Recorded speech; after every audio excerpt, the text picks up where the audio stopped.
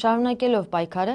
2019 թվականին ապրիլի 1-ի կապակցությամբ Նարեկ Նարթուր Դանիելյանի եւ այլ ընկերների հետ Սուտ Նիկոլ նախաձեռնության մեկնարկը տվեցին խորհրդանշական ակցիայով, որի շրջանակներում հանրությանն իրազեկում էին Փաշինյանի ստերի մասին, որոնցով եւ նախքան իշխանազավթումը եւ դրանից հետո շարունակ մոլորեցնում էին ժողովրդին։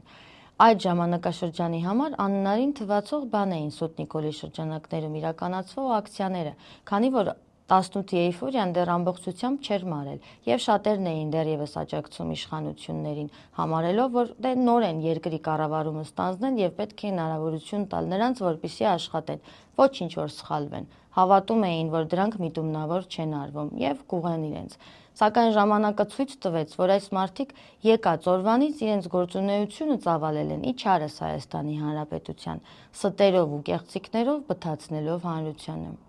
Բնական է, որ Սուտ Նիկոլը լավ տարածում էր գտնում հանրության շրջանում, եւ դա չէր կարելի այդպես թողնել։ Սկսեցին արդեն ակցիաների մասնակիցներին բերման ենթարկել ուղիղ եթերում։ Այդ ժամանակ մեր տանը շուրջօրյա ռեժիմով միացված էր Armnews-ը։ Իրենք օնլայն ռեժիմով լուսաբանում էին ակցիաները, թե ում, որտեղ, երբ, ինչ պայմաններում էին բերման ենթարկում։ Ու հա սպասում էի, որ հեսա Նարեկի բերման ենթարկվելն են ցույց տալու։ Արդեն սովորական էր դառնում իր բերման ենթարկվելն ու անգամ դեպքեր էին լինում, որ ուշացնում էին, անհանգստանում էին։